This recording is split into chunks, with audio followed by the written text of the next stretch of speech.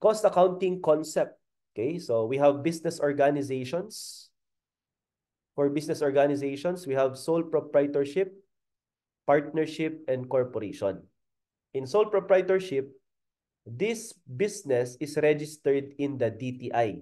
So, inote ko lang po dito, no? The registration is in the DTI, Department of Trade and Industry. While for partnership, it is to be registered in the SEC, the Securities and Exchange Commission. Same with corporation. Okay? Sole proprietorship business, mga kapatid, okay? For taxation purposes, there is no separate taxation for that. Kung ano yung taxation for individual owner, yun din ang taxation sa business. So, kinokommingle, pinagsasama ang kanilang kinikita. And as to the liability characteristic ng sole prop, it is unlimited liability. Bakit? Pag na-bankrupt po yung sole prop, mga kapatid, okay, then pwedeng habulin ng creditor ang utang ng sole proprietorship business doon sa sole proprietor. Okay? And as to the life of the sole proprietorship, the life is limited lang. Pag namatay na po yung owner, sole proprietor, okay, madidissolve na rin at wala na rin po yung business ng sole proprietorship. Sa partnership naman, according to Article 1767, okay, inote ko lang po dito, 1767 of the Civil Code, okay, it says, by the contract of partnership, two or more persons bind themselves to contribute money, property, or industry to a common fund for the purpose of dividing profit among themselves. So yung number of owners dito, at least dalawa. Okay? Sa corporation naman, inote ko lang din, ngayon po may bago tayong batas, RA 11232, okay? The Revised Corporation Code provides na pwede po, no, na merong isang owner lang ng corporation. We have one person corporation. Kahit isa lang po pala, pwede na mag-put up ng corporation? Yes. Okay? And also, regular corporation, more than one, okay? But not more than 15. Yan. So, as to the life of the corporation, it is unlimited life. Okay? As to the liability, limited ang liability. Ngayon, regardless kung ano ang business organization, ano ba yung model ng business mo? Service type ba? Merchandising ba, which is buy or sell ng finished goods or product? Or manufacturing, which is to manufacture, di ba? And sell, okay, the goods, the finished product, okay, to the customer. Yan. So, dito po pumapasok ang cost accounting. How are we going to account kung magkano yung cost ng produkto na nagawa natin? Okay? Kasi class, kung hindi mo alam kung magkano yung cost, baka magkamali ka sa selling price. Okay? Baka yung selling price na sisingilin mo sa customer, mas mababa pala sa cost ng produkto mo. Di ang mangyayari dyan, malulugi ka, imbis na gross profit, loss agad. So to properly compute, okay, your selling price sa sales, dapat may basihan ka. Your basis is the cost. Magkano ko ba ginawa yung produkto? At ganito mo i-compute ang cost ng produkto. The total manufacturing cost. Direct material plus direct labor plus factory overhead. Okay? So pag inad ko lahat ng mga nagastos ko, okay, i-divide ko sa na-produce ko na units. Yan pala yung cost per unit ko? Yes. Ang problema, class, may mga labor cost tayo, total labor. Example lang po, nabanggit na po natin, na connected sa factory sa paggawa ng produkto. May labor cost ka rin, like salaries of employee in the head office na hindi naman connected sa paggawa ng produkto. Saan ko siya ilalagay? Kapag ito po ay sa head office, hindi sa factory, that is part of your expense. Kapag factory cost naman yan, cost of goods sold, cost of inventory. Okay? Same goes with overhead. Okay? So, dito po, no? Direct labor, ito po yun.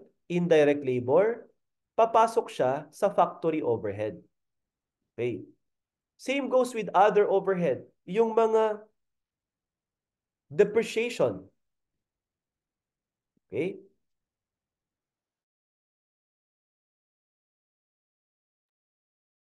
Of factory equipment. Okay? That is part of the overhead. Pero yung depreciation of equipment sa head office, sa expense ko siya ilalagay. So proper costing, proper segregation, okay, of expense and cost. Yan po, no? Utilities like water bill, electric bill, yan po ba ay bill sa factory? Okay? Water bill sa factory or yan po ba ay water, electric bill doon sa head office? Kasi papasok sa general admin cost, expense kung head office. Pag factory, factory overhead. Other. Okay? How about selling and marketing advertising cost? Hindi po yan kailangan para gawin ang produkto, pero kailangan yan para ibenta ang produkto. Yan. Part siya ng expense. And next, as to raw material, kaya pala manufacturing, sir, kasi you're going to convert the raw materials to finished product. Okay? So kung i-convert mo siya sa finished product, mga kapatid, then kailangan dumaan siya sa proseso from direct material and indirect material, mag-exert ka ng labor, effort, at maka-incur ka ng overhead para ma-convert mo siya into finished goods. Kaya ang tawag din po sa direct labor at saka overhead is conversion cost. Later, balikan natin yung concept ng conversion cost. Iko-convert mo kasi ang material to finished product, kaya conversion cost. Okay. Sa material, may direct at indirect.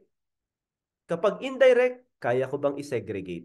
Kung hindi, papasok siya sa factory overhead. Kung oo, direct material sa raw material. Okay? And separate po yan. Okay? Ngayon, if we're going to add direct material and direct labor cost, this is what we call as prime cost. Okay? Prime cost. Yan. Okay? Pag inad po itong dalawa. Kapag ito naman ang inad natin, direct labor cost and factory overhead cost, this is what we call as conversion cost. Ibig sabihin, yan yung kailangan mong gastusin para ma-convert mo ang raw material into finished product. Yung prime cost, direct cost. Yan. Okay? And in accounting for the total manufacturing cost, we have actual costing system and the normal costing system. Yan po, no? For actual costing system, lahat po, direct material actual, direct labor actual, overhead actual. For normal costing, direct material is actual, direct labor is actual, but the normal or overhead shall be applied overhead. Yun po yung pagkakaiba nila. Okay? Then you proceed, class, to the computation of net income. Sales minus cost of goods sold or cost of sale is equal to gross profit minus expense is equal to EBIT, which is earnings before interest and tax. Minus interest is equivalent to earnings before tax minus tax is net income. So yan po, no? Now, how to compute cost of goods sold correctly under cost accounting? Ang ganito po, no? Sales revenue minus cost of goods sold, also known as cost of sales. Okay, cost of sales. Okay. Is equal to gross profit minus operating expense. Diretso na lang po tayo sa expense, no? Okay. So hindi na natin i-segregate yung yan ba ay selling, general admin, etc. Okay, so operating expense. Ang makukumpita natin is operating income or EBIT. Earnings before interest and tax. Minus interest expense is equivalent to earnings before tax. Minus tax is equivalent to net income. Okay? So, yan po, ano. Ngayon, how to compute the so-called cost of goods sold? So, sa cost of goods sold class, you start from beginning inventory. Diba? So, ganito po siya kinompute sa ating merchandising business. Start from beginning inventory plus purchases. Okay? Then, this is equivalent to total goods available for sale. Okay, so this is merchandising. Beginning inventory plus purchases. Yung mga binili mo na pwede mo nang ibenta, yung mga grocery products, kunyari, is equivalent to COGAS. COGAS, which is the cost of goods available, okay, for sale. Ayan po, no? COGAS. Okay. Ito na yung pwedeng ibenta minus ending inventory. Okay? Po. So ito yung pwedeng ibenta. Ito naman po yung natitira na hindi nabenta. Kaya ang total na cost of goods sold or cost of sale, okay? Yan naman po yung amount. Okay? So take note of this, mga kapatid, no? Pag inad natin to, COGAS. Pag dineduct mo naman ang ending, cost of goods sold. This is for merchandising business. Okay. Pagdating naman sa manufacturing entity, ito na po tayo cost accounting. Manufacturing entity. Start from beginning work in process. Okay? So yan po yung BWIP, no? We call it BWIP, beginning work in process.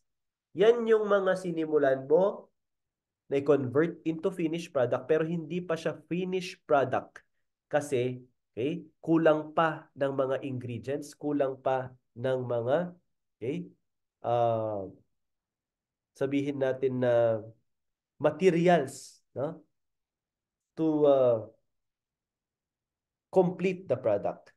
Plus total manufacturing cost or TMC. Yan po yung direct material plus direct labor plus factory overhead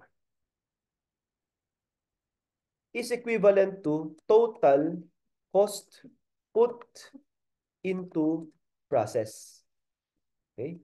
So total cost put into process, TCP, minus ending work in process. Ibig sabihin, mga kapatid, kung yan pala yung total cost na ipasok sa manufacturing process, magkano na lang po yung natitira? Okay? So, yan po ano. And this will be considered as cost of goods manufactured. We call it COGMAN. COGMAN. Okay? This is cost of goods manufactured. Okay? And this COGMAN, mga kapatid, ay dinadagdag natin sa beginning finished goods. Kasi hindi naman lahat ng mga na manufacture nabebenta agad. May mga hindi rin nabebenta. Kaya kasama pa siya sa finished goods beginning. Okay? So yung pwedeng ibenta ngayon na COGMAN plus yung hindi nabenta dati, yan din po yung tinatawag nating COGAS or TIGAS. Okay? It's up to you kung anong gusto nyong gamitin. No? Cost of goods available for sale ba yan? Or yan ba ay total goods available for sale? Eh di sir, parang ito siya. Okay? Ito po, no? Para po siyang ganito. Yes. Tapos yung beginning inventory natin, sir, para siyang BWIP. Okay? Or beginning finished goods? Yes. So ito po yung COGAS. Yan. Ito naman po, beginning inventory plus total manufacturing cost is the TCP, total cost put into process. Minus ending inventory is your cost of goods manufactured. Yan na po yung tapos na at pwede na ibenta. Plus yung hindi na benta last time and the total cost of goods na available for sale na pwede ibenta, ito naman yung amount. Yes sir, hindi po ba ang ginagawa natin? Dinededuct natin ang ending inventory. So, ibig sabihin, mag-deduct ka din po dito. Okay? Ano naman ang i-deduct mo dito? So, minus ka ngayon dito ng ending. Okay? Ending finished goods. Okay? So, yung mga hindi nabenta, i-deduct mo. Okay? Para ang makukompute na natin ngayon, yung mga cost of goods sold or nabenta. Okay? And this will be the amount to be deducted from the sales. Okay? So, ayan po, no? Ganyan po, mga kapatid. Okay? Yung manufacturing cost flow. Okay? So, cost accounting concept pa lang po tayo, mga kapatid, no? Cost flow. Ngayon, i-emphasize mo na paano mag-compute ng total manufacturing cost, direct material, direct labor, and factory overhead. Okay? And this cost of goods sold will be deducted, okay, dito sa ating sales revenue to get the gross profit. And the operating expense will be deducted from gross profit to get EBIT or operating income. Okay? Then, interest expense will be deducted from EBIT to get earnings before tax. Then, tax will be deducted from earnings before tax to get the net income. Okay? So, ganyan po, no? You have to know muna yung tinatawag nating cost flow and yung TMC, ito na po ang magiging focus natin. Okay, so ayan po, no? Na-discuss naman na natin kanina, direct material, direct labor, factory overhead. And with regard to factory overhead, again, I would like to emphasize, okay, meron tayong tinatawag class na actual overhead. And we also have applied, okay, overhead. Okay? In computing for the applied, the predetermined overhead rate multiplied by actual, okay, actual activity, okay, level is equivalent to your APO. Yan. Equivalent to APO. Okay? Ang tanong, paano i-compute ang predetermined overhead rate? Okay? And this is computed by simply dividing. Divide mo lang po ano? Yung tinatawag natin class na budgeted factory overhead. Divide this by budgeted. Kaya puro budget eh. Budgeted activity level. Okay? We'll appreciate this concept when we solve problem. No? You have to familiarize yourself first, mga kapatid, sa tinatawag nating cost flow. Okay. Pagdating naman po sa actual overhead, na-mention na natin kanina, yung tatlo. Okay? We have indirect material, indirect labor, and other factory overhead. And this is your ACTO. Okay. Ngayon, kapag dumating na yung tinatawag nating billing, malalaman mo na yung actual. Iko-compare mo sa applied. Kasi sa normal costing system, ang ginamit mo applied. Pero sa actual costing system, ang ginamit mo ay actual. Kaya there can be an instance na ito po ay under applied kapag kayong balance po ay nandito, no, sa debit side. Pero kung yung balance ay nasa credit side, This is known as over-applied. Okay? What is the effect kapag over-applied? O syempre mga kapatid, pag sobra, kailangan mong bawasan. Okay? Pag kulang, kailangan mong dagdagan. Okay? Ang tanong, ano ang babawasan ko? Ano ang dadagdagan ko? Depende po, sir. Okay? Ang under-applied po ba or over-applied ay significant? Or ito po ba ay insignificant? Okay, lagay ko dito class ha. Significant difference or material difference? Okay? Or ito ba ay insignificant difference or immaterial? Sabihin, minimal lang pala yung amount. Okay? What is the effect? Okay? Kapag ito po ay insignificant, okay, any change will be adjusted sa cost of goods sold only. Only. Kapag ito po ay significant, mga kapatid, or material, dito po niya tatamaan ang adjustment. Cost of goods sold, okay, finished goods, and work in process. Okay? So these are the accounts that will be, okay, adjusted if the over or under applied overhead is significant. Yan po, no? Take note of this. So, gagawa ka ngayon ng ratio. Ratio nung tatlo. So, mag-pro-prorata tayo. Prorata. Okay? So, concept muna mga kapatid. No? Ibig sabihin, sir, yung mako-compute namin na cost of goods sold dito, okay? Yung cost of goods sold natin dito, ito po, no? Ayan. Ay mag-a-adjust? Yes. Okay? Ibig sabihin, sir, yung ending work in process namin dito, mag-a-adjust din? Yes. So may triangle adjustment. Yung finished goods natin dito na ending, mag-a-adjust din? The answer is also yes. If significant or material. Pero kung insignificant, only the cost of goods sold will adjust. Okay? Or will be adjusted by the under, kapag kakulang, dagdagan, or over, kapag kulang, pag sobra, bawasan, applied overhead. Okay?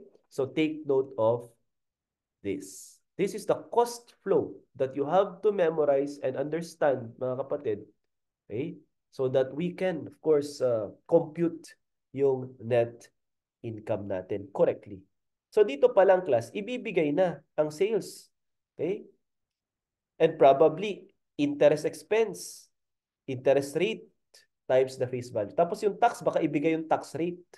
All you have to do is just to multiply, mga kapatid, no? I-multiply mo lang po yung EBT, okay, by the tax rate. Yan po. And yan na po ang ating tax to be deducted. O, yan. Kaya pinaka-challenge dito, mga kapatid, dalawa. Yan. Ang dalawang challenge po dyan ay, una, magkano ang operating expense to be deducted? So, proper segregation. I-deduct ko ba sa expense or sa cost of goods sold? Pangalawa, cost of goods sold. Paano i-compute? Merchandising ba ako or manufacturing? Pero syempre, since cost accounting tayo, manufacturing tayo.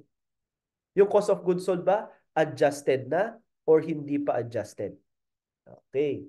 Adjusted by what? Insignificant or significant under and over applied. Okay, so yan po, no? So take note of this. So this is for the cost flow concept ng cost accounting natin. Okay? And our next topic will be the specific, okay? Specific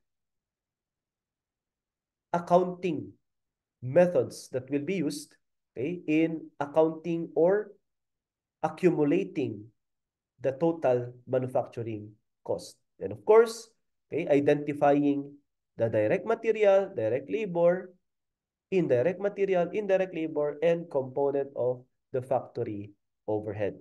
in relation to expenses. Okay, so this ends our first part ng cost accounting concept discussion for this topic.